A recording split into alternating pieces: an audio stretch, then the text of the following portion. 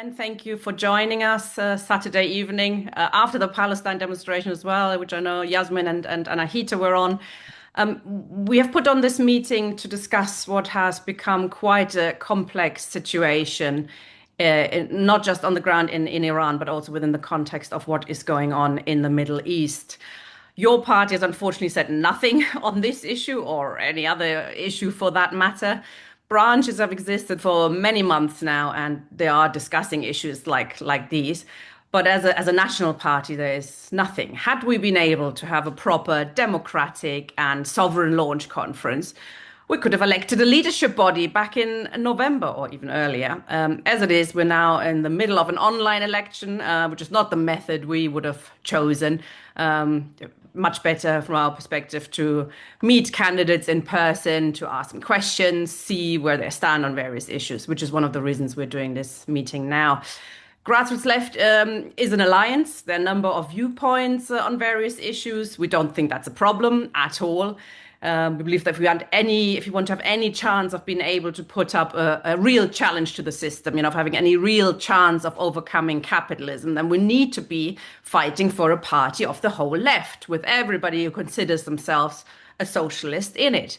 We need the opposite of expulsions and witch hunts. We need an open and democratic culture where we can learn from each other and we can learn to accept that there might be different views on an issue. And the way to deal with those is not to shut down debate or say, just focus on the 80% we all agree on and brush the other 20% under the carpet. No, we think it's important to have different views out in the open to discuss and to debate. And this is hopefully the first of a number of meetings on political questions that we're trying to organize. I don't think our speakers tonight actually have very different viewpoints on the question of Iran and the Middle East. Perhaps it's more of a matter of emphasis, perhaps. Both Yasmin and Anahita are Iranian. Moshé was born in Israel. All three, no doubt, agree that we have to take an independent working class position. It says, we're not... of course, we're on the side of the workers, the socialists, the communists in Iran who are protesting and who have been protesting for years, sometimes decades, against the oppressive theocracy. But that does not mean we have to side, as some do, with those, who think that Donald Trump might deliver help or, for that matter, democracy or freedom, be it by bombs or indeed sanctions, which are an important tool in imperialism's arsenal. US-led imperialism is no doubt the biggest enemy of the working class today, with Donald Trump ripping up the thin veil of democracy and international law that was draped over institutions like the United Nations, which Lenin quite rightly called its forerunner, the League of Nations, a den of thieves. Nothing much has changed there. But the working class in Iran has an additional enemy, which is the theocratic regime. So we'll be discussing an increasingly complex situation and what slogans we should use in the context of the wider Middle East and Trump's colonization plans for Palestine with this, board of peace. We're starting with Anahita Zardoshti, who's one of the two London candidates who are standing on the Grassroots Left slate in the leadership elections of your party. Welcome, Anahita. As a young Iranian, how are you experiencing the situation now that has been developing in Iran?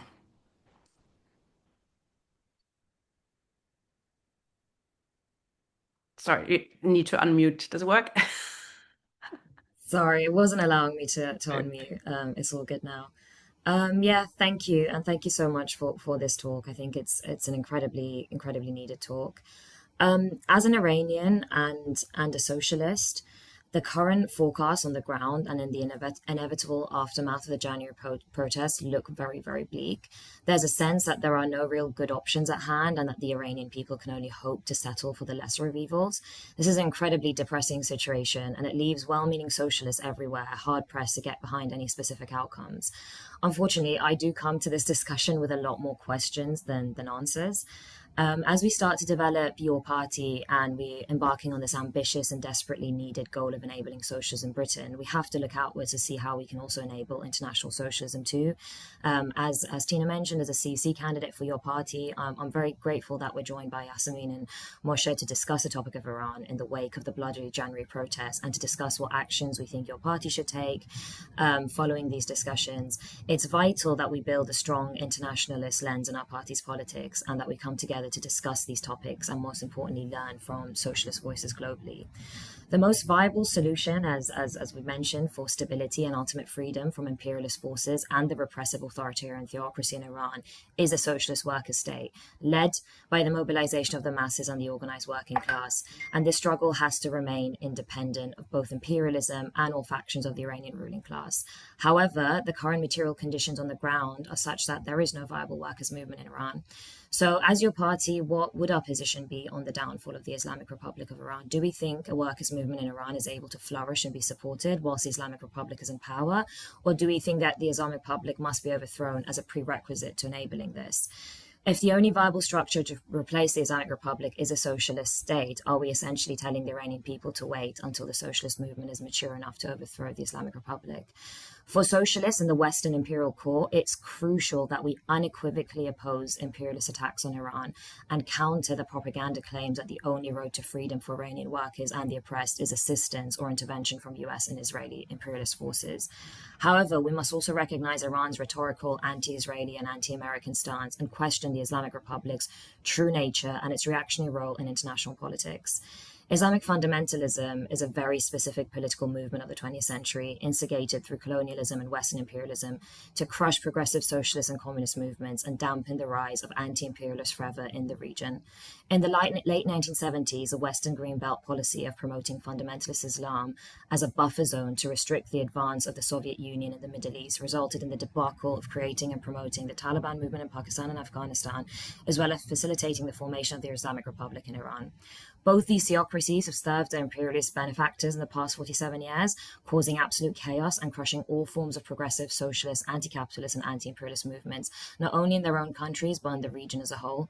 The Islamic Republic didn't emerge as a realization of the Iranian Revolution in 1979, which was a broad popular uprising involving workers, students, impoverished communities who overthrew the Shah's violently repressive regime, which was sustained by Western imperial powers.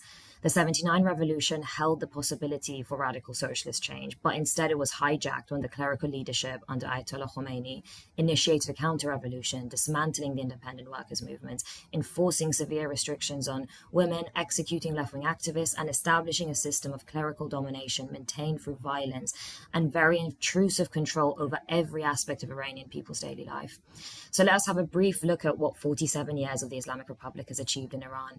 Banning of all political parties, crushing and banning trade union movements, gross human rights violations in all spheres of political and civic life, brutal reactionary curbing of women's rights, imposition of archaic anti-women policies, having one of the largest political prisoner populations in the world, achieving pole position for executions per capita in the world, banning of free press and the largest journalistic prisoner population in the Middle East, banning of all independent international press from entering the country, and demolition of all liberal civic institutions, are naming but a few of the atrocities that people of Iran have had to live with for nearly half a century.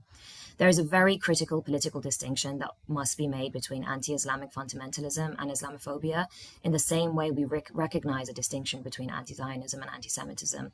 Socialists can't and shouldn't fall into the trap of supporting Islamic fundamentalism and Zionism for the fear of Islamophobia, pro-imperialism, or anti-Semitism, and should always aim to stand in solidarity with the people who are fighting these demons on a daily basis. The left should be able to oppose imperialist aggression whilst resisting knee-jerk reactions to conflating support for Iranian protesters with being a pro-imperialist view. So my question is, has the left allowed for the conflation of Islam and political Islam in a way that is detrimental to our analysis? And are we allowing the conversation to be hijacked by far-right groups, pro-imperialist voices and Pahlavists? And how does that, if it does at all, change our response and approach to Iran, both overall and more narrowly to the January protests? From the coup against Mossadegh in the 50s to the Western-backed hijacking of the 1979 revolution by Islamic fundamentalists to the sanctions and bombing campaigns of the US and Israel, there isn't any part of Iran's modern history that hasn't been defined by Western imperialist violence. The massacre of thousands of Iranian protesters this January, whilst being at the tail end of a series of bloody clampdowns by the Islamic Republic over the years, has been unprecedented in its scope and brutalities, and many believe that it should be regarded as a turning point in the struggle of Iranian people to overthrow the regime. Let us be very clear here. The overthrowing of the current regime in Iran is undisputed and clear demand of the Iranian people.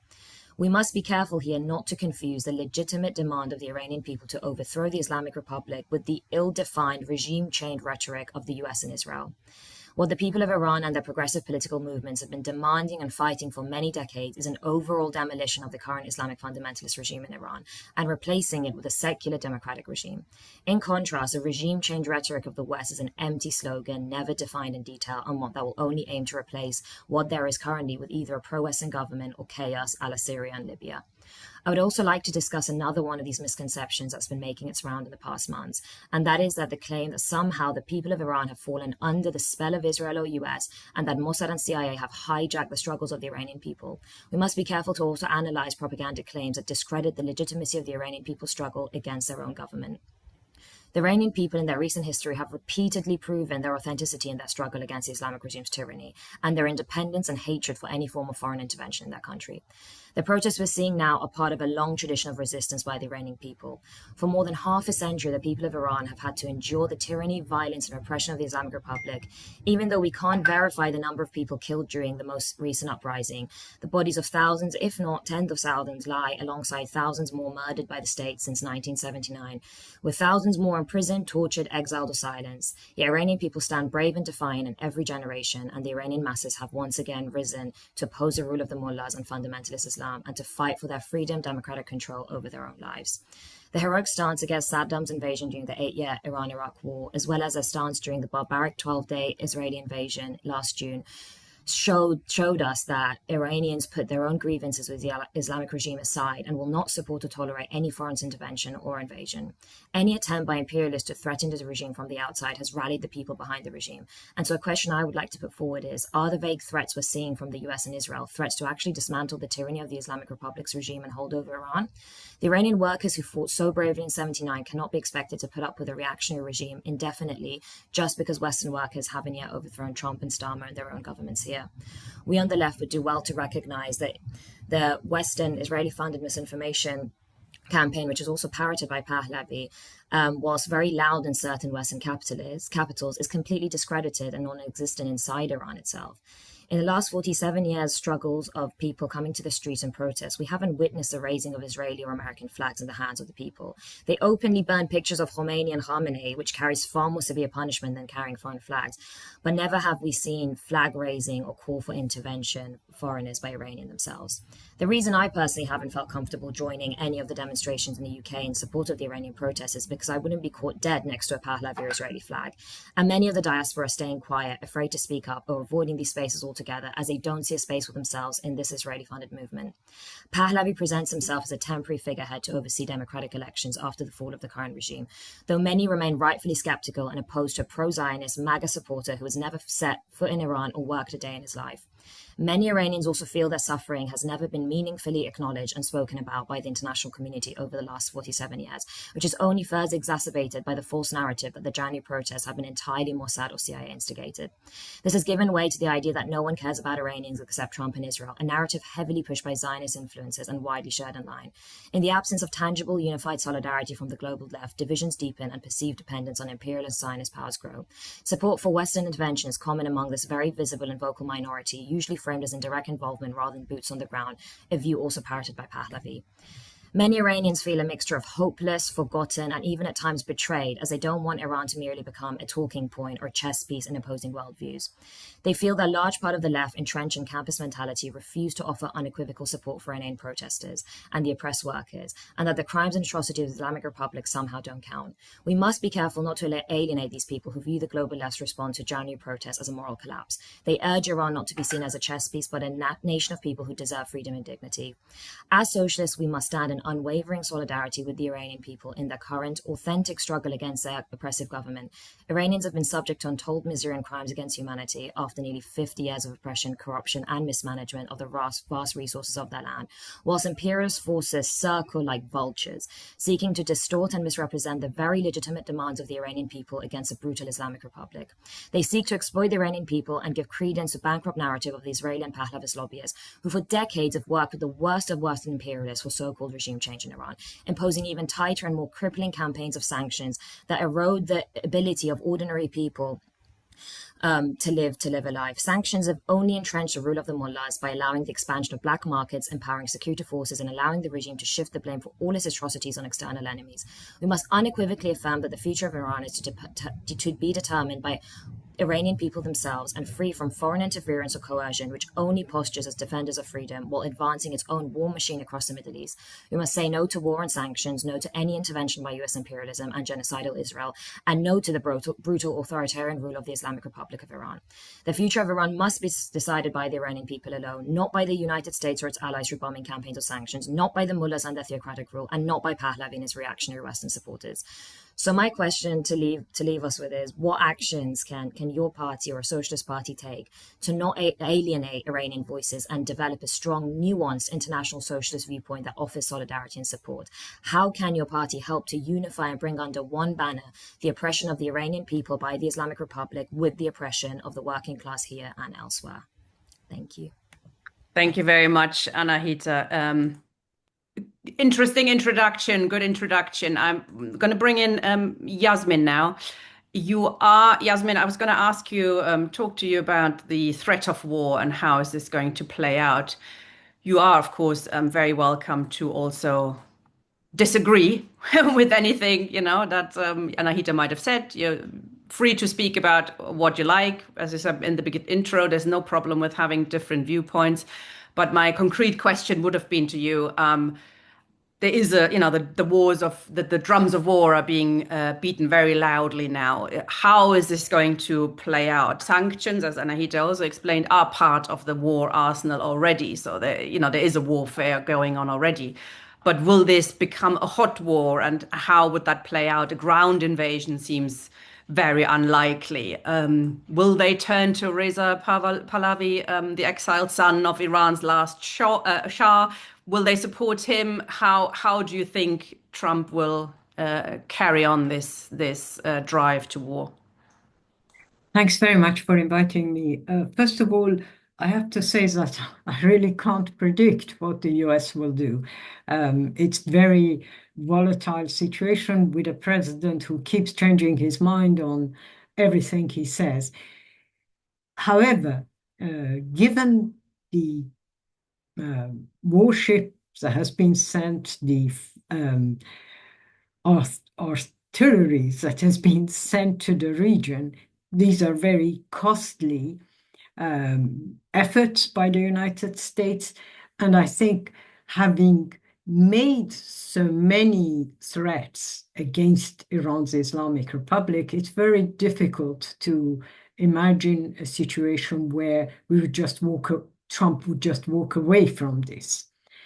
Having said that, as we know, despite denials by Iran, negotiations are going on. Iran's Islamic Republic is a very secretive government. It's always dishonest to its own people, to its allies. There are clearly negotiations going on. I can't imagine the supreme leader accepting some of the demands that the United States is putting forward, and therefore it's very difficult to see how the United States can come to some kind of agreement with the current leadership. However, there is also the possibility that they are negotiating with others in Iran within the government, Revolutionary Guards leaders, military people, and so on. If those discussions don't get anywhere, then the likelihood of a war is very strong. And in this, I would say it is unlikely that there will be ground invasion. However, everyone also agrees that regime change can't happen with air raids. This case, there is an exception in that regime change might happen if the United States or Israel or both of them carries their plan to decapitate the regime.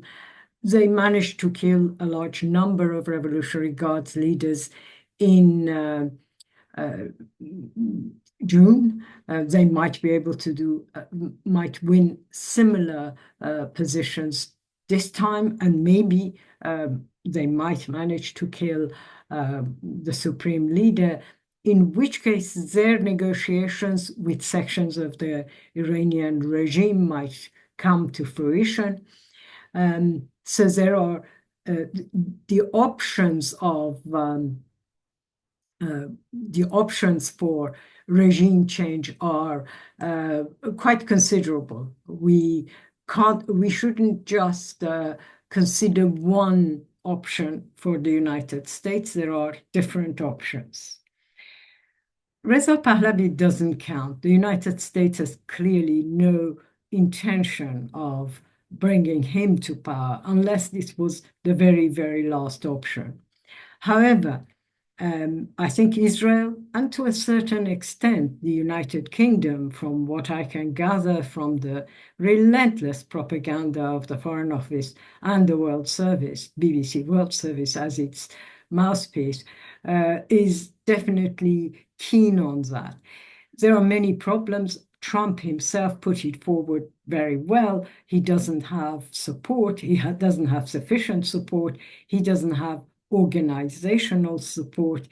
Many people who have the limited number of people who have given his name don't really consider him an alternative. Some might be nostalgic for his grandfather. Others apparently were forced to give his slogans in his favor by very aggressive infiltrators into what were genuine protests.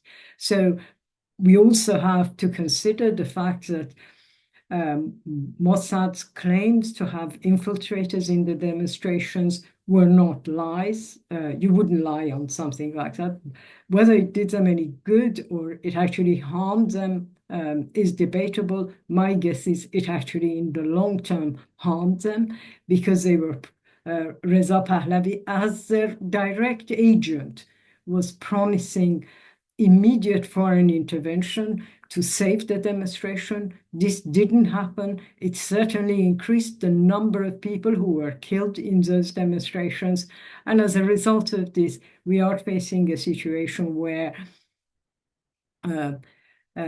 it gave a very good excuse for a very brutal dictatorial regime to kill large numbers of people who decided what was the point of both the US and Israel to claim that they had protesters side by side with Iranian protesters is beyond me, but the results are extremely damaging to the Iranian people. The numbers of deaths, I don't want to go into them, but it's very high. And we can also say that this concept of calling on people to go into the demonstrations with promise that Israel or US will militarily support them is something repugnant.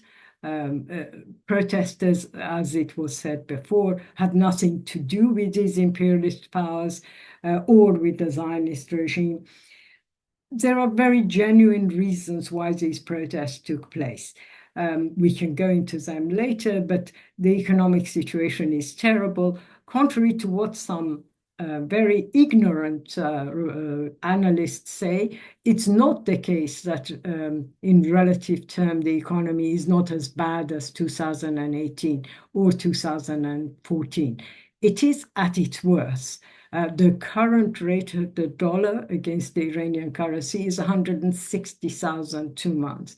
So the purchasing power of ordinary Iranians is unbelievably deteriorated. And it is in those circumstances that we have to see these as very genuine protests against hunger, against the fact that you have 3 jobs and you can't afford basic items for your livelihood.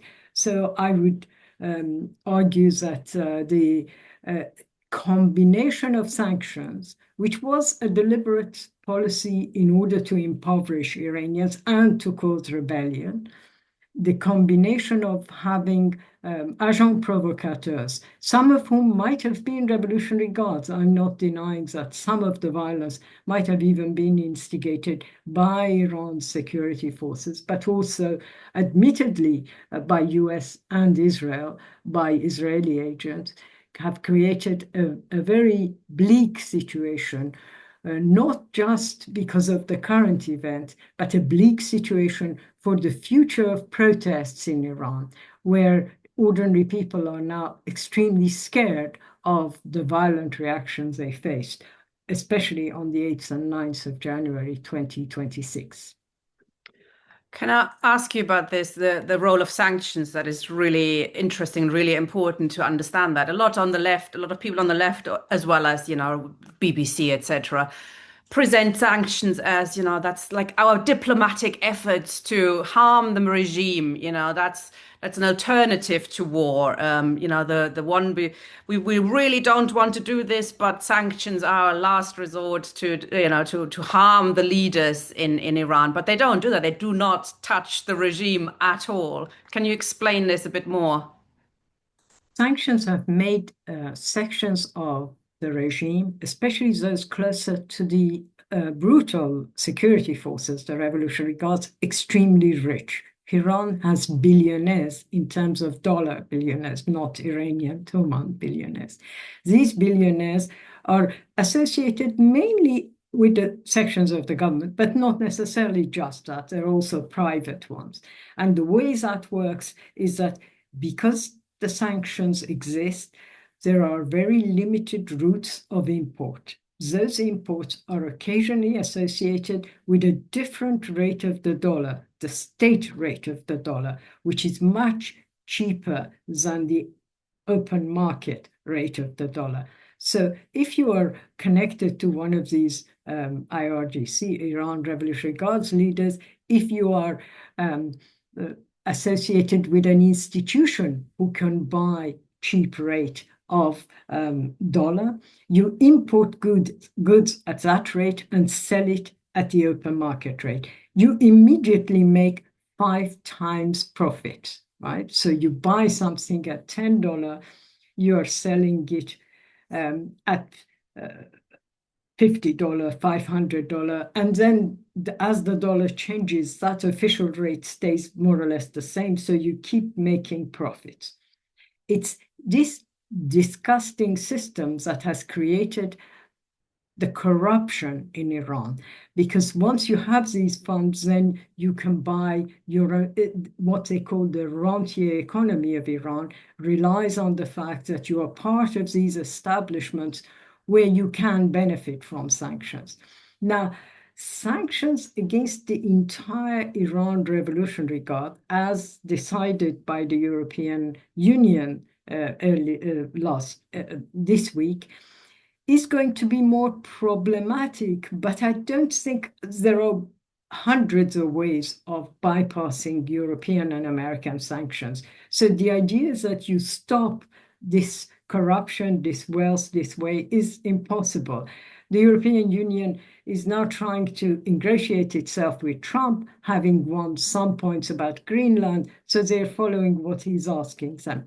My guess is it will increase the gap between the rich and the poor in Iran and inevitably create protests, genuine protests, because how can you survive in a country where the sons and daughters of the Ayatollahs, what people call sons and daughters of the gentlemen of the power, can afford European sports cars being imported to the country while ordinary people can't afford basic food items? you're in a terrible situation. So it's inevitable that there will be protests as a result of it. Thank you, Yasmin. Of course, they're not necessarily going to be the kind of protest that can actually overturn a regime, because the poorer you get, it doesn't mean you become more likely to make a revolution. There's no necessary automatic link. Thank you, Yasmin. I'm going to bring in Moshé now. Welcome, comrade. I was going to speak to you a little bit about the Board of Peace. What do you think is Trump's real goal in the region? I mean, I suspect it's not peace and it's not democracy. Why? What's he setting up this board for, and how do you think this is going to develop? Okay, it takes us a little bit away from the specific Iranian context. I think it has been described quite correctly as a new form of colonialism. New and very old. It's a reversion to the 19th century model of imperialist colonialism. Any idea that it's going to resolve the Palestinian issue or do the Palestinian people any good, I think is for the birds.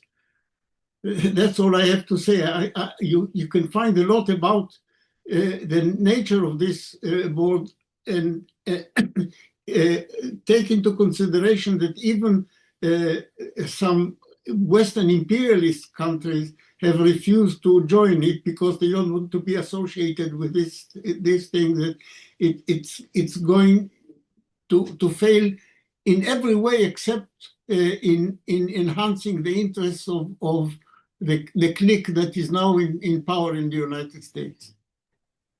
How do you see the current drive to war in Iran? How does that impact the Middle East more generally, the politics? Is that is it like a part of a diversion plan in terms of what's happening in Palestine? How do you see the regional? By saying that it's a diversion, you imply that it's something invented, that it doesn't rely on any real contradiction that exists in Iran. Of course, this is not the case. As Anahita correctly said, it is wrong to imply that it is the United States or indeed Israel who are inventing this protest. They are certainly trying to exploit it. Yeah. In this, I think Israel is reverting to an old strategy. This is one of the long-standing major strategic aim of the Zionist colonial regime. It goes far back into the 1950s. There are documentary evidence, for example, that in the plotting to plan the Suez War in 1956, Ben-Gurion, in the meeting that plotted this tripartite invasion, put forward a plan for reconfiguring the whole Middle East. The gist of it is that Israel's strategic aim is to, if as far as possible, fragment the existing states, especially the larger or more important ones, into fragments, to divide along ethnic and confessional lines. This is visible in what it has done in Lebanon. If you look at the history of Israel's involvement, if you look at Israel's involvement at present in Syria, in which it is working very hard to fragment the Syrian state and to leave it divided into constituent parts. And as for Iran, it is well known that the wish list, if you like, of the Israeli regime is to divide Iran into ethnic constituent parts and to leave it not only weaker, but actually to leave it out of existence. In this, the Israeli aim, as far as Iran is concerned, are more radical and more far-reaching than those of the United States.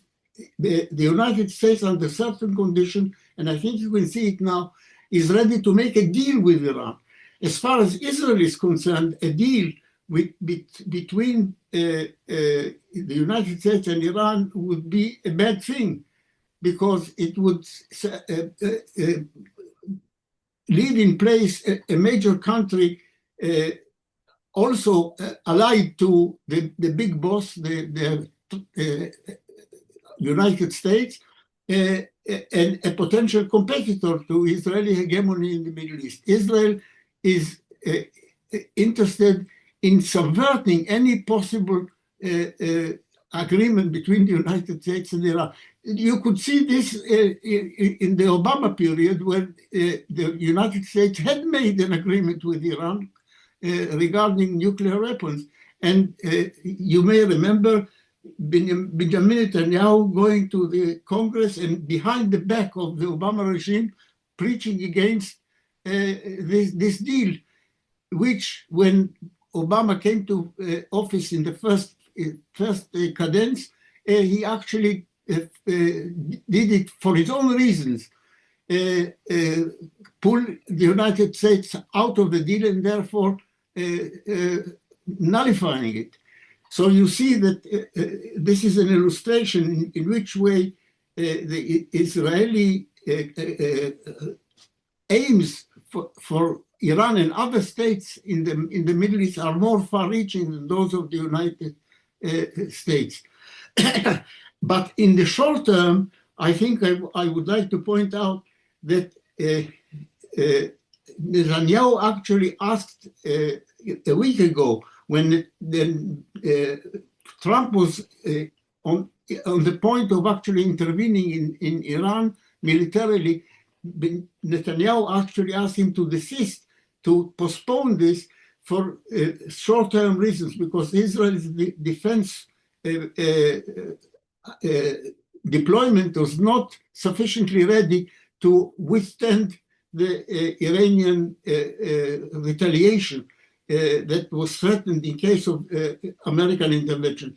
Not only Israel, but other local allies of the United States, the Gulf states, pleaded with Trump to desist, at least for the time being, because they were not ready to withstand the possible retaliation of Iran. This is an interesting that Israel and US-led imperialism clearly have different objectives. Now, some on the left buy what I think is a very simplistic understanding of, it's the Zionists running America, or America is running Israel. But they actually, sometimes they have similar aims and they align, but you are arguing against dog wagging tail wagging dog in that relationship. Well, it's if anything, it's more dog wagging the tail certainly than tail wagging a dog.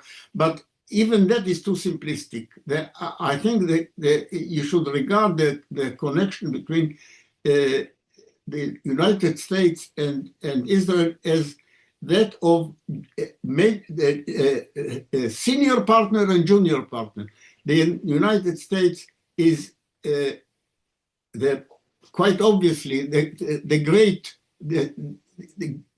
power and the major power, not only locally in the Middle East, but globally for the time being, without any serious challenge, except potentially from China. But Israel is the local hegemon. There is an arrangement between them, but the arrangement is not that between equals. There is a senior partner and a junior partner. It doesn't necessarily mean that they agree on everything. There are sometimes tensions, and we see the results of these tensions currently in the Middle East. And for example, going back to your first question, Netanyahu is not necessarily happy with the Board of Peace arrangement that Trump is instituting, because this leaves things out of direct Israeli control and puts it into the hands of the United States in the person of the Trump presidency, who is going to be the head of this board for life. Not only so long as he is president of the United States, but it's going to be his, as it were, private heritage for life. This is not something that Netanyahu welcomes. So you see, there are tensions, and the tensions are sometimes resolved in one way or another. Yes. Moshé, last question. We can't talk about the Middle East without talking about a solution, possible solution, and for the Palestinians who are suffering genocide, and the plan is to get rid of them by Israel. That's what they're planning. You have argued against both one-state solution and two-state solution.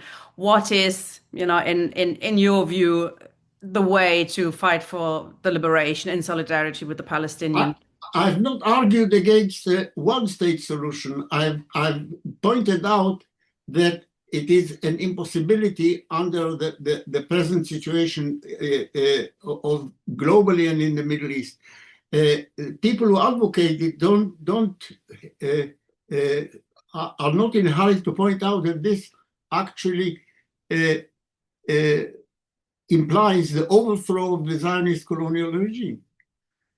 And then it raises the question, who is able and willing and interested in overthrowing the Zionist regime? Can it be overthrown purely from the outside? I think that here the analogy of South Africa is adduced quite mistakenly, because the situation is very different. It's a very different pattern of colonization. I cannot go in detail into the analysis here. People can read articles and talks that I've given on this. But the bottom line is that the overthrow of the Zionist regime can only be implemented with the complicity and support of the Israeli working class. And this in itself is not forthcoming in the present situation, but only in the context of the socialist transformation of the region. So I think any advocacy of a one-state solution without pointing out that it requires a socialist context is misleading. It is maybe driven by positive feelings, by positive wishes. It is not malicious, as the advocacy of a two-state so-called solution is. It is a deception. That is one-state advocacy is not malicious, but it omits the necessary context for it to be possible. Thank you very much, Moshé. I have one more question for Yasmin, and then I'm going to open it up for questions from the floor, and Anahita would bring her back as well. There is some comrades on the left believe that the BRICS might be a way forward, that, in order to challenge US-led imperialism, we need to turn to some other countries who will come out and help us. So the BRICS have been around for a while now, as an idea of, that should be a multipolar world where they can sort of help us, help the working class. More recently, Mark Carney has come out quite interestingly, also against sort of US-led imperialism, but he wants the European Union and Canada to stand up to it. Do you see this as, any kind of a multipolar world within global capitalism? Is that even possible? And could that lead to a more stable, peaceful solution? Oh, sorry, you have to, yeah. Does it work? You should be able to. Yeah, it worked. Yeah. Okay. I think the BRICS are not a solution for anybody. First of all, Israel's relations with China is well known, with Russia it's well known. And also, as far as China is concerned, which is the main player here, plans are very strategic. Their progress in terms of the world order is decided 10 year on. They will be deprived of a cheap source of fuel, but that isn't crucial for them. First of all, as far as I can tell, China has made great progress in terms of using non-fuel energy supplies, but also there are other places that can replace Iran, and it's not an essential issue. In terms of what China's deals with Iran have been so far, these deals are no different from China's deals with other Middle Eastern countries, including Saudi Arabia. They are long-term deals. The interests of China is primary in such moves. And at this stage, China is not going to enter a war with the United States on the future of Iran or any other country. Economically, it doesn't make sense. Politically, it doesn't make sense. And it will, if you like, divert attention from what is very long-term, very clear policies by the Chinese leadership. I just wanted to say a couple of other things, if I may, about the delay in Trump's war. Moshé referred to some of them. I would argue that at least Qatar and Saudi Arabia are not keen on the war, not just because they weren't prepared or because of the military significance. They are concerned economically. They are concerned that there will be an upheaval in terms of price of oil, a movement of oil out of the Strait of Hormuz. But also they consider the situation to be paving the way for more instability in the Middle East. They have come to some arrangements. It's a reasonably stable situation as far as they're concerned, despite the fact that the Islamic Republic is extremely opportunist in pretending to be the ally of the Palestinians. In my opinion, it's always been in the pragmatic interests of Iran's Islamic Republic to give many slogans and do very little in practice. However, this doesn't mean that Iran doesn't have supporters on what is called the Arab Street, both in Qatar, in Saudi Arabia, in most Arab countries. And the fear of some of these leaders is that should there be a collapse of a direct attack by the United States and the collapse of the regime in Iran, they might see civil strife in their own borders. So the concept of maintaining the status quo is very much in the minds of the Qataris, the Saudis, who have played a role in delaying the war.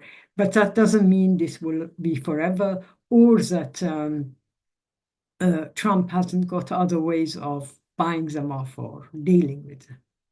What do you think about Mark Carney's idea then of, the European Union and Canada becoming like a strong opposition to US-led imperialism, a new multipolar world? Is that an option that we should support? Well, we saw the Europeans. I mean, the Europeans were only concerned when the issue of Greenland was introduced. They immediately gave up. And then, in order to, if you like, appease Trump, they immediately listened to him in terms of adding more sanctions against Iran. So we are dealing with powerless countries that at the end of the day, economically, but most importantly, in terms of the dominance of the dollar in the economy, in the global economy, are not in a position to challenge the United States. Countries that in terms of military power are not in a position to diss the United States. So they might make a lot of slogans, they might say a lot of things. At the end of the day, they will not do much. No, I think there is no alternative to having genuine international solidarity between working classes in various countries, and that's the only thing we can campaign for. Anything else is illusions. Absolutely. We cannot rely on capitalism to bring democracy or peace. It's impossible, global capitalism. Anahita, I want to bring you back in before I also ask other comrades if they want to ask questions, etc. Do you have any questions? Do you want to respond to anything you've heard from Yasmin and Moshé? I guess I would like to ask what can we do to stand in solidarity with the Iranian people? Because when we don't have a socialist state yet, we can't rely on helping the Iranian people through any mechanism for our state. So how do we, I guess, as activists, as people who care, how can we help now? But also, how would we respond, I guess, if we did have a party, a socialist party in the imperial core? Thank you. Comrades, if you have any questions, want to come in, make a comment, please click raise hand and I can bring you in. Donna is the first. Can you see me? Yes. There we go. Hello. Thank you. So my question to Yassamine, but also others would be, what is the perspective of workers in Iran? Because now we have talked a lot about, of course, I mean, as leftists in the capitalist centers, we are opposed to sanctions and to bombs. We need to, the main enemy, our enemy is at home, of course. But in 46 years, the workers in Iran, they have tried to do anything that they can. Like in the last 8 years, we have seen many strikes, many demonstrations, but nothing was, able to overthrow this regime. So what can we do with this? And also some, I'm not sure if I agree, I don't think so, to be honest, but some claim that the current Iranian state resembles fascism, because it's not possible for workers to really organize themselves. There is no freedom of speech. So there are many similarities for the working class. So yeah, like what solution can there be? So what, Yassamine, would you say the workers in Iran should have done, maybe also in this uprising or also in previous uprisings or maybe in future uprisings to be able to win? Like what is missing? And also what should we do here except for calling against sanctions and bombs, which we should do for sure. But how can we help? Like what can we do? I mean, we can do maybe financial help. We can think about sending weapons if we can. I mean, for Rojava, this was done. Like what can we do? And then also, I think a second point is one has to say and one has to admit that the weakening of US imperialism actually in the region, like through, the defeat in the Iraq war and Afghanistan, has strengthened the Iranian regime in the region. So this is, I think, a difficulty for leftists, especially in Iran, not for us here, because of course we hope for our own bourgeoisie to be defeated. But at the same time, Iran could build this like axis of resistance, which now has been like kind of steamrolled by the US and Israel. And then the third question would be, how can the Iranian leftists, the Iranian workers win over parts of the army? Because this is actually needed. We saw this in many revolutions, for example, in the Tunisian uprising or revolution, but also in many others, that parts of the army need to be split. But in Iran, we have the Artesh, like the military, and then we also have the IRGC, and they are connected to the capitalists. I mean, they are the parts of them are the capitalist class in Iran. So of course they have no interest in like splitting and coming over to the people because they are the owners of the means of production, right? So yeah, what can be done to split them? Like, should we focus on maybe people who are in the Artesh, like in the military, or should we focus on people of the IRGC? Like, what can be done about this? Thank you. That's about 10 questions in one, but good questions. So thank you very much. Yasmin, do you want to answer them or shall I take a few more people in? first. I'm concerned that I might forget them, so answer them then. It was sorry. quite a lot there. Sorry. In terms of workers, there has been a very large number of protests. Some of them have gone beyond just most of them become political. They start economic, they become political because of the state. The nature of a dictatorship is that you can't have economic strikes, so it becomes political. The problem is that the Western media is not interested. So Haftape workers have been on strike at least for 8 years now. They go on strikes, they get paid, there is a deal, then they go on strike again. They've been on sit-ins, they've been on demonstrations. The bus workers who have issued some very good statements, most of these people have issued political statements about the protests. They are being sidelined. They're not Reza Pahlavi. BBC doesn't cover them. No channel wants to give them a voice. The problem remains that the Iranian government, in its privatization policy, in following neoliberal economic policies, not because of anything else but neoliberal policies, has decimated the working class. So Iran's oil workers, who were a very powerful force and played a very significant role in 1979 in the overthrow of the Islamic Republic, now work for about 10 different companies, and each of those companies has tens of contractors. So there has been a very large number of strikes by oil workers in the last couple of years that I'm aware of, the most important in Pars oil fields. Some of you might have heard that.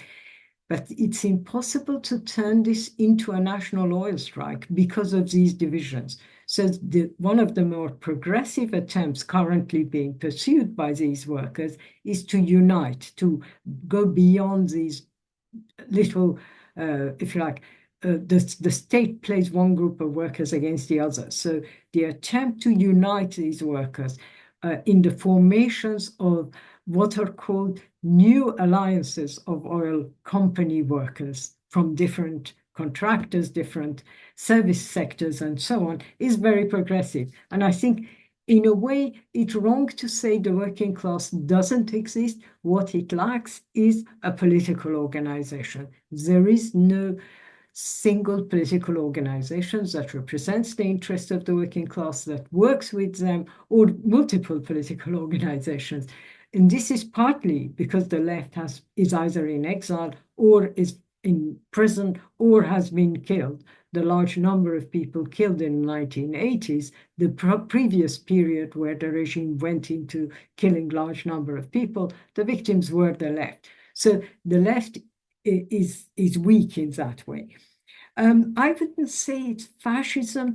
The Iranian state is very opportunist. So when it's not under threat, it allows things to happen, including the strikes that I mentioned. However, when it feels that its existence is being challenged, then it shows extremely brutal and extreme right-wing tendencies, such as the massacre of protesters on the 8th and 9th of January. So I think we should be careful about the use of the term fascism. I would say it's a very opportunist, capitalist, neoliberal government following neoliberal economic policies. At times, it has tolerated sections of the left, of opposition left, not those who were deluded enough to support it. But at the same time, we have to be careful about what it does. In terms of solidarity and what has been raised on a number of by both speakers, I think we need solidarity with the Iranian working class. We do need raising the voice of bus workers, Haftape sugarcane workers. We need, instead of the leaflets that the right puts out or the supporters of the regime put out, we have to have direct report of these events.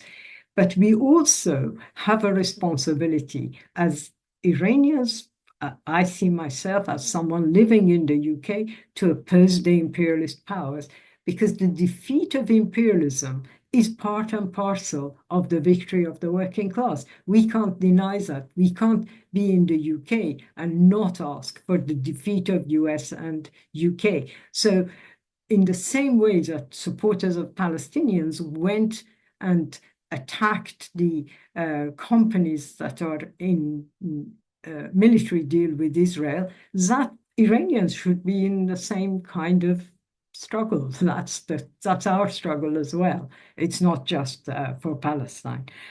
In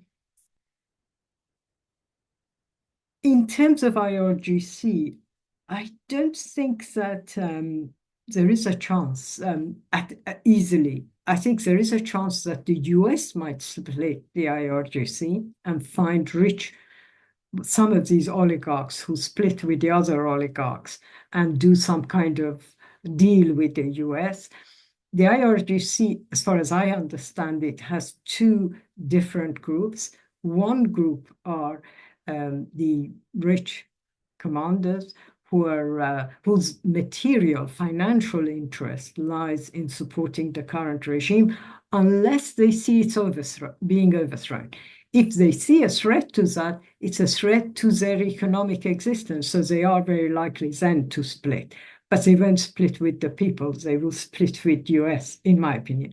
And then there is the zealot young Revolutionary Guards who have apparently joined, people say they're Gen Z Iranians. And they are very dangerous. They are committed. They are followers of Khamenei, and they are very dangerous. So we have those two categories to think of. I think I did some, I've probably missed some, sorry. Thank you. There's 4 more people with their hands up, and we can take them, and then trying to finish at 6:30. Hello, hey Tyree. Right I lost you there. Two things in very different directions. Firstly, how deep do people think the economic crisis of the regime is? They've obviously managed to quell the protests for now by massive repression.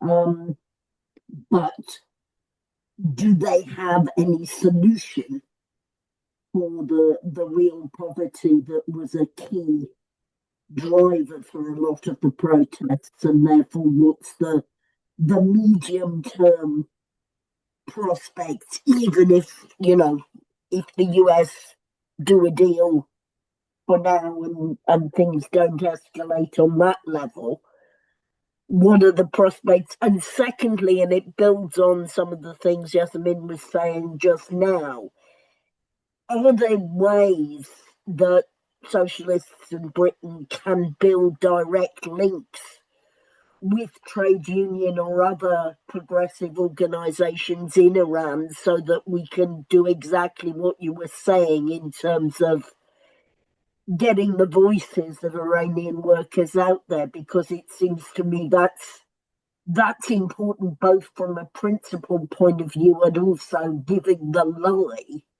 to the idea that these protests are somehow in favor of imperialism.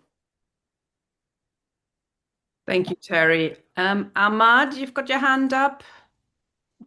Would you like to speak?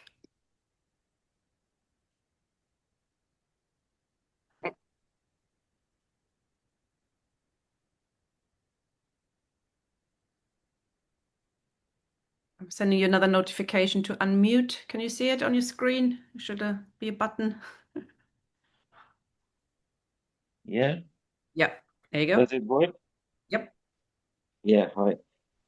Yeah, just wanted to really follow up on what Anahita and Yassamine were saying, and I think we need a little bit of clarification here on the issue of the struggles of the Iranian people against the regime at the moment, which has come to a highlight after the massacre of the 8th and 9th of January. And I think a lot of questions have been flowing about what can we do on the left in this country in order to support the struggle of the Iranian people. I think, with some of the issues and events which are now happening with regards to America and Israel and the complexities of the Middle East, I think we might be a little bit clouding our vision about what we shall do. But I think we need to simplify and to clarify the situation a little bit.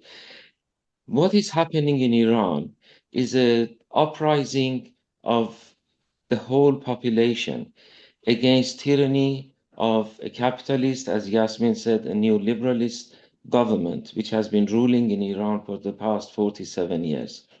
In fact, the Iranian people, including the left organizations, the working class in Iran, the youth, the women, the national minorities, they have all been involved in a fight to overthrow the Islamic regime in Iran, which is the epitome of capitalism and neoliberalism in Iran. Now, it is very simple. In fact, what is happening in Iran, I think we on the left probably are struggling in this country that one day will happen in the UK, that one day we will have an uprising in the UK against capitalism for the establishment of a socialist society or a democratic society. So it is happening in Iran. And whilst this is happening in Iran, and whilst the regime is standing in front of the people, I think we in the left in this country have a duty, the way we actually react to any just uprising in the world. As we are having, for the past 3 years, for the people of Palestine, organizing, going on demos, demanding on different levels, from our MPs, from our government. There are practical steps that can be taken to help the struggle of the Iranian people. Just the fact that the EU passed a resolution 2 days ago in naming IRGC as a terrorist organization is a great help to what is happening inside Iran. This is perhaps one of the points we can demand the UK government to follow suit and putting pressure on our government. Another issue is, that on some estimates, we are having over $100 billion worth of Iranian investments, which are mainly from IRGC commanders. These monies have been filtered out of Iran, are invested in the West. A great portion of them is onshore in the UK bank accounts and offshore in UK banks in offshore accounts. Now, these monies have been stolen from Iran, and I think this is something we can actually put pressure on our government to actually put a freeze on these accounts. This will really hurt the Iranian government, and it will actually hurt them in terms of continuing to oppress or suppress the Iranian uprising. So there are practical steps. The R2P from the United Nations is another action that we can go. I don't want to go into details, but there are many steps that we usually know on the left. The Iranian uprising is happening, and we need to actually take practical steps to stop. Okay. Thank you. I suspect Yasmin will disagree with some of what you were just saying, but we'll bring in a few more people from the floor. I don't think it's quite a simple a situation. Bernhard, please.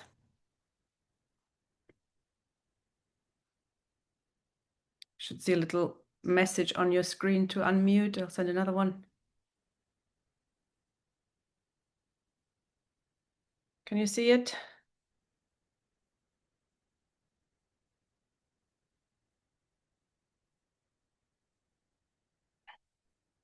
Try and work it out, maybe. And in the meantime, I bring in Bridget. Can you find your unmute button?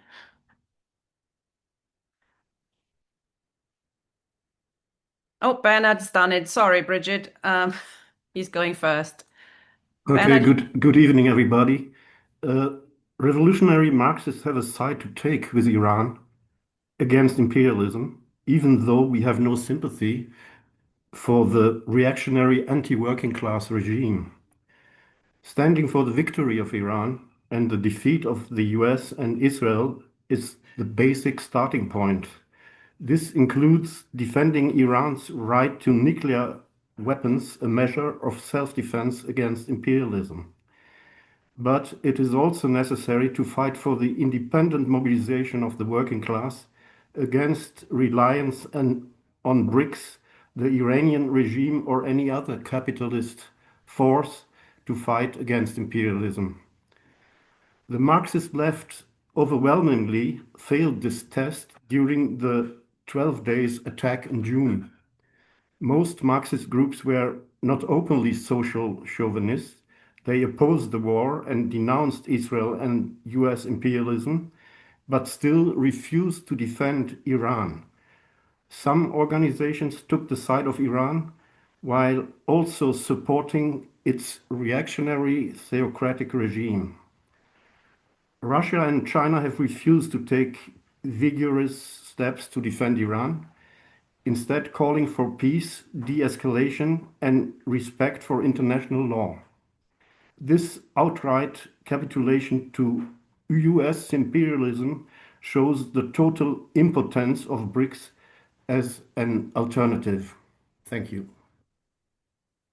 I suspect they're going to disagree with you as well when it comes to summing up. Thank you. Bridget, you're next. Yeah. Can you hear me? Yes. Hi. Yeah. My question is really a question of clarification. It's about the position of international capital. We saw in the case of the Liz Truss government and the budget that she proposed and Kwasi Kwarteng proposed, that immediately the financial markets came in to dam it and to affect the currency so much that it was necessary for them to be dismissed. And one would have thought that the financial markets would be behind Trump, given that the dollar is the world's primary international currency. But of course, Iran is a neoliberal society run principally by native capitalists and, of course, many European car makers, etc. So is there a conflict at the level of financial capitalism as to whom they should support? Or is there a unity at that level behind the scenes that we haven't yet understood? Interesting question. Donna, I can bring in a short second time if you can keep it short. Sure. Oh, sorry. Okay, I try to keep it short. Just to Yasmin one more time, because you said, okay, the workers need to unite and we need to overcome these splits, etc. But I mean, there are obstacles to this because, I mean, workers are shot, workers are put under house arrest. You just mentioned Haftape. I mean, one of their leaders was put under house arrest, etc., etc. So I think it's a little bit more like, I would like to know a little bit more like, what can they do?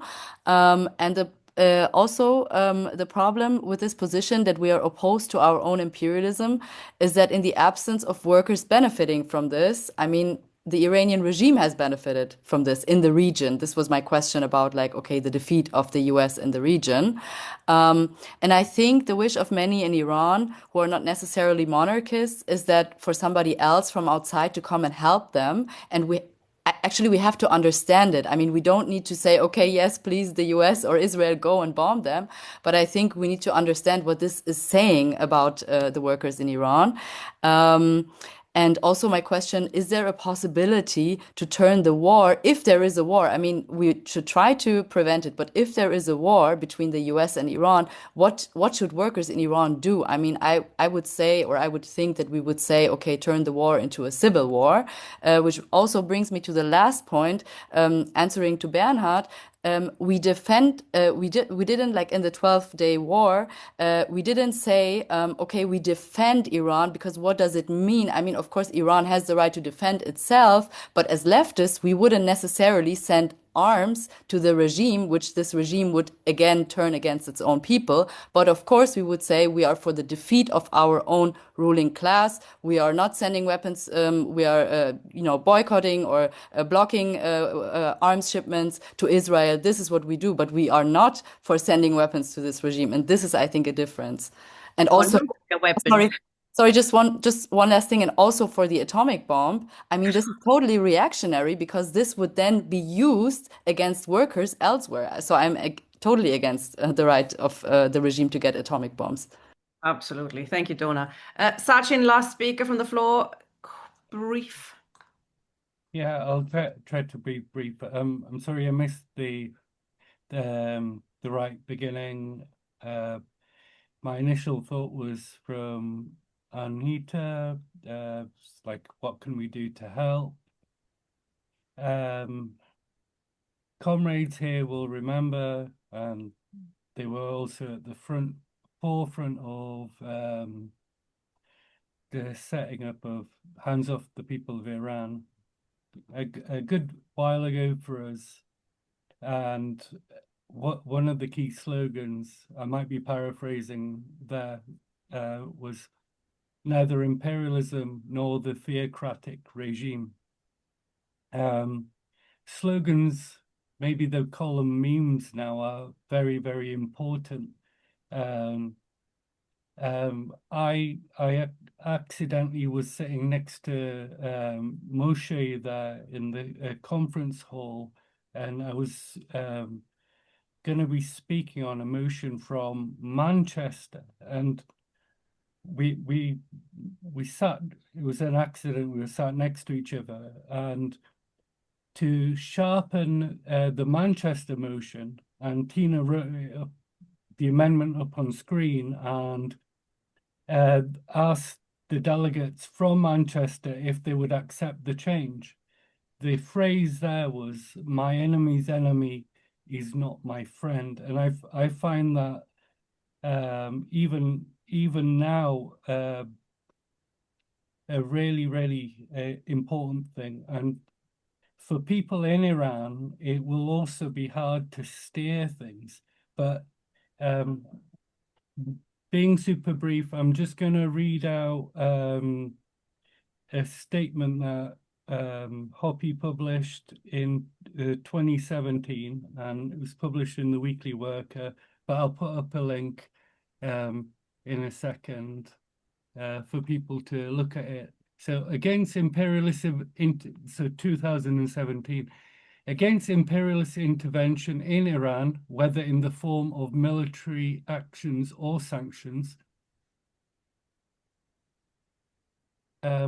against the Tehran regime and a rejection of any notion that is in some form of anti-imperialist force, against the bellicose stance of Iran and its expansionist project, for political and military support to all working class and progressive struggles in Iran against poverty and oppression.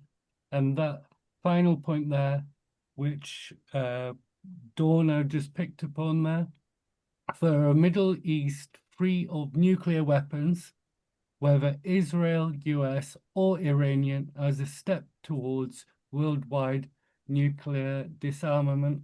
And so I've put a link there. And I just wanted very briefly just to mention a trouble I had with a colleague at work, but it was about Ukraine. She was from Poland.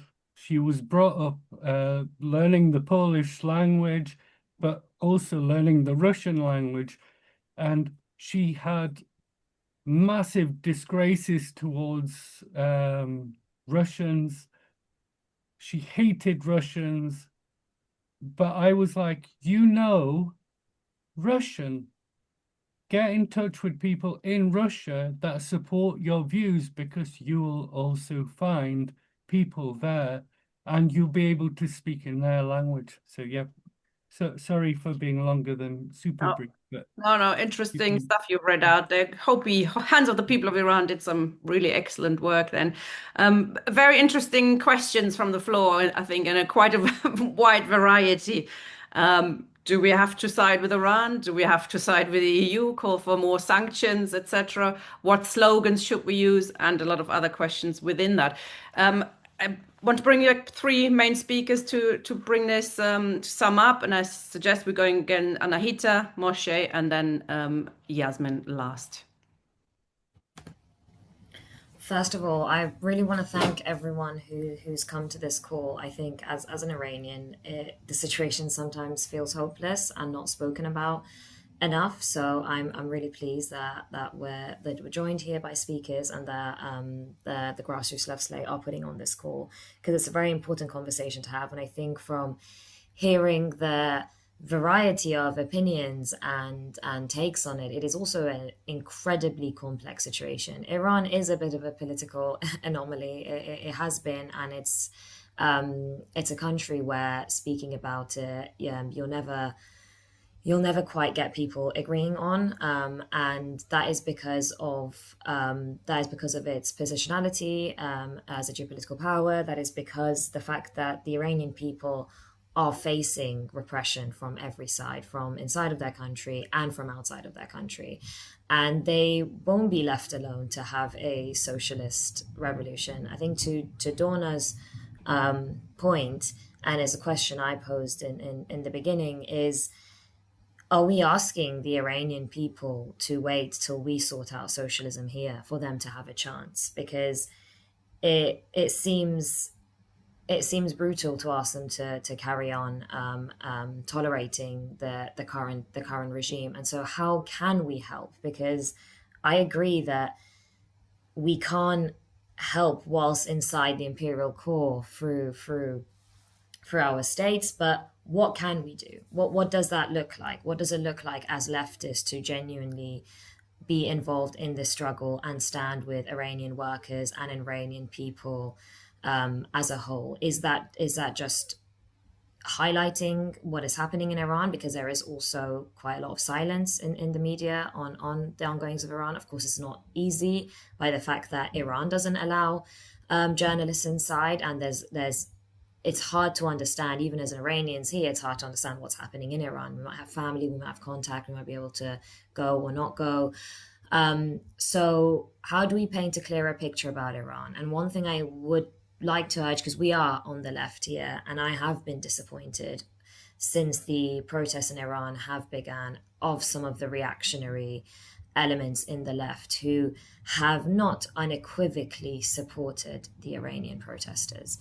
I think this is a moral collapse. We need to talk. In Iran is a nuanced discussion, and we have to talk. We can't just be calling for anything, and we have to be careful because we are in the imperial core. And as Yasmin put, our duty in the imperial core is different to what our duty would be inside of Iran, and that is to call against war. That is to call against invasion. War hasn't happened yet. We don't know what is going to happen. But I think in this period, we have to stand in solidarity with the Iranian people.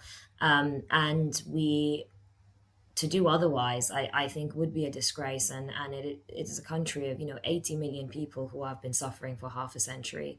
And it is their will, and it has been the Iranian people's clear will to get rid of this regime. Now, the how, I don't have the answers to, and I don't think anyone necessarily has the answers to, and it is a complex situation, but the very least we can offer is solidarity, and I'll leave it there. Thank you very much, Anahita. Thank you. Moshé, over to you. Yes, well, very, very brief double remark. There is an important maxim that every doctor is made to learn and to internalize: do no harm. there are situations where you can't do anything to improve the patient's condition. There are unfortunately situations where either because of the objective position of injury that the patient has sustained, or because you lack the means. But at least don't intervene just because you need to do something. Sometimes the best thing you can do is don't do anything, because whatever you can do will cause harm. So do no harm. This, I think, is I direct to one of the people who spoke, that calls for example, for supporting the decisions of the European governments to declare the revolution regards a terrorist organization. We know what use they will put to this ban. We know how the powers that be, our lords and masters, how they abuse the definition of terrorism, which is applied not to alleviate the situation, but to serve their own needs, right?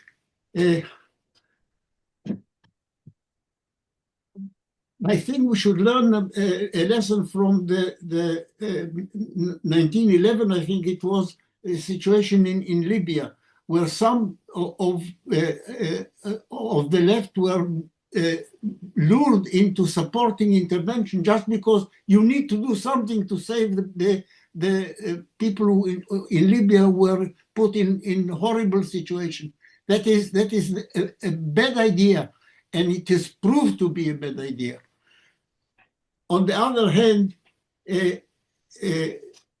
to call for supporting the Iranian regime because it is attacked by imperialism, this is also a bad idea. It is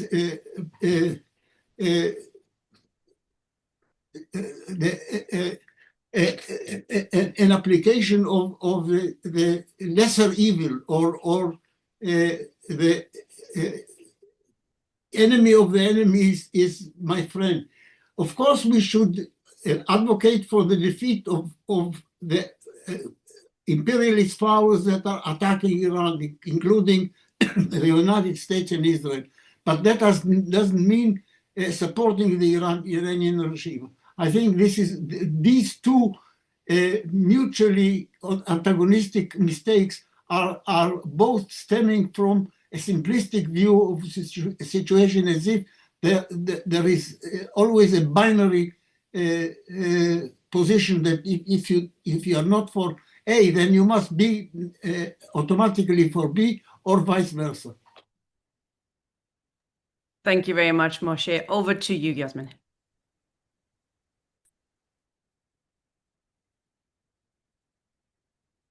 Sorry, I keep going with. Okay, very quickly, in terms of asking Europe or somebody to do something, first of all, let us look at freezing accounts. Ordinary Iranians faced far more trouble during the beginning of the freezing of accounts than the leaders of the Islamic Republic, who hide under all sorts of names. I had relatives who had absolutely nothing to do with the Islamic Republic and who'd been in exile for decades, and their accounts were frozen because banking systems then look at any account that is got a connection to Iran because their mother occasionally sends them money, or their relative, then their accounts were frozen. Workers Fund Iran, which Hopi had set up to send funds to striking workers, became impossible to operate, because for all those of us whose names were in this faced either freezing of our personal accounts, and some of them were comrades. I didn't want to disturb their lives. So freezing accounts is not something that banks do selectively choose people. They freeze any account with any connection to Iran. So no, we can't. Asking for humanitarian, European humanitarian questions and so on, we live in a different world now to 1970s, 1980s even. I never had much illusions about human rights organizations, but we live in a world where Donald Trump gets up and says very clearly, we are not going to Venezuela for humanity, for human rights. We are going because we want to take their oil, which is nonsense, but that's what he says. So we've gone past the stage where the West even pretends to be interested in human rights and so on. So putting pressure on European countries, on Britain, is, in my opinion, useless. They're in a different world. And their pretenses are now completely shown. However, I think there are ways of supporting, contacting these workers. Right now is not the ideal time, but Grassroots Left, your party, can build connections with these. Small groups have tried to do this, but of course it would be far more significant if a large organization creates a website, support Iranian workers. These are the unions we know are genuine. They're not, because they're also pro-US unions, so we have to be very careful. But we know these are genuine trade unions. We know the history of the workers who've fought in these, and we call on solidarity for these workers. Even without sending funds, if such a thing becomes news item, it's a great sense of solidarity, but also comrades in Iran would see it. I once organized teachers' union to send messages to teachers on strike in Iran, and you couldn't imagine how pleased they were that such a clear connection was made with people who worked in the same industry as them. So these are things we can do. We can later, for those who are active, those who really want to be participating in this, to put email addresses, telephone numbers, connections that would stop BBC Persian, Mossad TV to promote pro-Pahlavi people in Iran. We would have workers saying what they want to say about the protests that happened, as opposed to some relative of a reporter who happens to work for BBC World Service, who happens to be a royalist. That would be a much better way of presenting the Iranian people's struggles. I know that it might be despairing when you see some of the left supporting the Iranian regime, but I think I'm actually seeing a sea change compared to 2010, 2014 even, when Hopi was working. We were barred from the Stop the War coalition. They threw us out because we were criticizing the Islamic Republic. Moshé remembers I was there, Tina and I were working together. So now I went through all the papers of the left. You are right that some of them are a bit unequivocal and so on, but most of them seem to support the protest as a general theme. I looked at Socialist Workers, Socialist, Morning Star. Most of them have a vague notion of supporting the protesters. So I think we are in a slightly better position, but you are right that there are sections of the left who are confused, and it's our responsibility. And I hope Grassroots Left will get involved, will see this as somewhere where sections of the left are confused, but we can build unity around it. Some of the Iranians who, deluded by left-wing organizations, were supporting the Islamic Republic, I met today. They were in Iranians for Palestine section of the demonstration today. And they were no longer of the opinions that they were right in 2014. So they've changed. They have actually moved to the situation where they say oppose the Islamic Republic, but also oppose the United States. So I see some of those. In terms of what Bridget asked, I think international capital is in a bit of a confused state. It's a long subject. I don't want to go too much into it, but I think they are. We have come to the end of neoliberal era with Trumpism, tariffs, and so on. So we are not in the same position as 2010, 2018 even, and so on. And there are contradictions. There is conflict. There's conflict about what to do about China, how to deal with China, and so on. But when it comes to the developing world or global south or whatever they call it, they are united. They want maximum exploitation. And at the moment, Iran can present a very, if you like, a limited savior, at least for a short time, to their troubled economy. For Germany, for France, as soon as the nuclear deal was done, they were enthusiastically investing in Iran. And part of the collapse of the economy happened because then Trump ended the nuclear deal. But this doesn't mean that the United States won't do the same.